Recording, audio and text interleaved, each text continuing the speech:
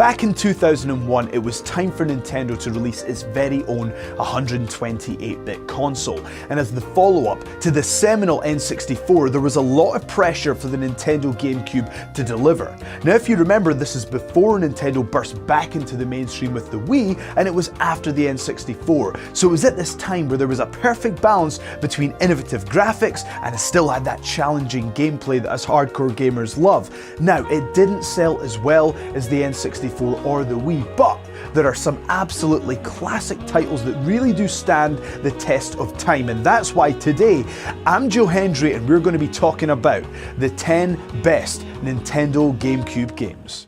Okay guys, you know the rules, it's one game per franchise per genre, so we'll accept multiple Marios as long as he's doing different things. And without further delay, let's move on to number 10, Pikmin 2. This is a solid and charming and fun real-time strategy game that sees Captain Olimar using the abilities of his Pikmin friends to gather resources and pay back the debt that he has incurred. It ditches the 30-day limit from the previous game and also includes a second player Louis, which allows for a more complex and longer playthrough. It's a beautiful and unique game and definitely deserves a playthrough from all of you Nintendo fanatics out there. Number 9, Luigi's Mansion. It's traditional with Nintendo when they launch a new console that it's Mario that takes center stage. But for the Nintendo GameCube, this wasn't to be the case. It was Luigi that was getting the attention. And he did so in Luigi's Mansion with this unique game that saw some gameplay variations that were different to the usual platforming that we're used to from the Mario Brothers. It saw Luigi using a vacuum on his back to capture ghosts, and it was a variation that we'll see replicated in another Mario Brothers game in this list, if you know what I'm saying. The gameplay and graphics are smooth, it's simple, and it's full of that trademark Nintendo fun.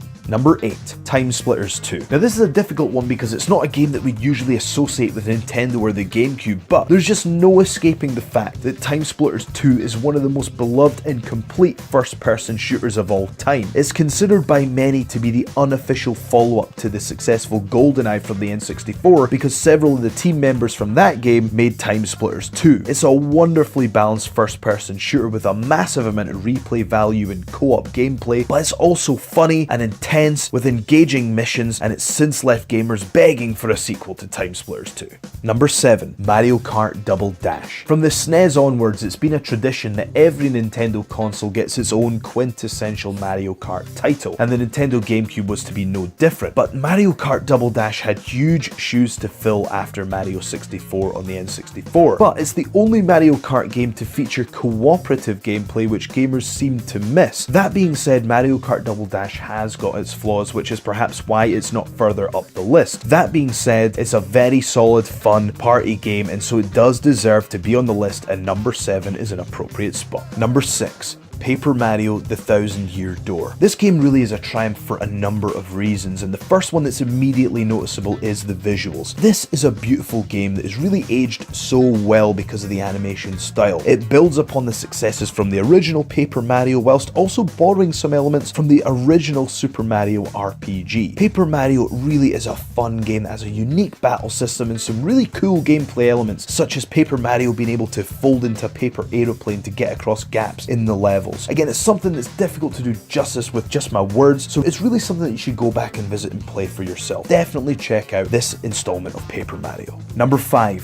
Metroid Prime. Metroid Prime's the first time that we got to see a Metroid game in true and beautiful 3D, because it had been missed out on the N64, so it was the first Metroid game since the SNES, and we got to see Samus in action in this first-person shooter with third-person elements, which was a bold choice, but it clearly paid off. And that first level is one of the best openings to a video game that I can ever remember. It's perfect in the way that it captures the mood. You're truly alone in this universe, and in the opening level you get to experience all the upgrades and benefits of Samus's suit, but it gets broken down in the escape and you're reduced to a minimal suit that you have to build from the bottom up. It's a truly polished experience, it was a bold venture, and it's just simply amazing. Number 4, The Legend of Zelda: The Wind Waker. This game had Zelda fans very worried indeed. In fact, if you you remember, this was the next game in the series after the smash hits on the N64 with Ocarina of Time and Majora's Mask. People couldn't wait to see Link in super ultra realistic 3D, but when this game was announced, instead they saw the cell shading and ran for the hills. But nonetheless, despite the original reservations, the franchise's exceptional gameplay and storytelling shone through, and in retrospect it arguably left more of an impact than the Twilight Princess, which hasn't aged as well as Wind Waker. The cell shading looks beautiful to this day, and the game also came packaged with the Ocarina of Time, so what more can you ask for? Nintendo, bold as ever, proved that they knew better than us with the Wind Waker. Number 3. Mario Sunshine. Much like with Luigi's Mansion, Mario's solo outing on the Nintendo GameCube also featured a rather bold innovation with the gameplay. They included Flood, which is a backpack that Mario wears on his back that can be used to spray water to clean up the mess that he's been accused of making, as well as used to reach new areas and as a weapon against enemies. This was a gaming choice that was originally met by reservations, but once again Nintendo proved that they know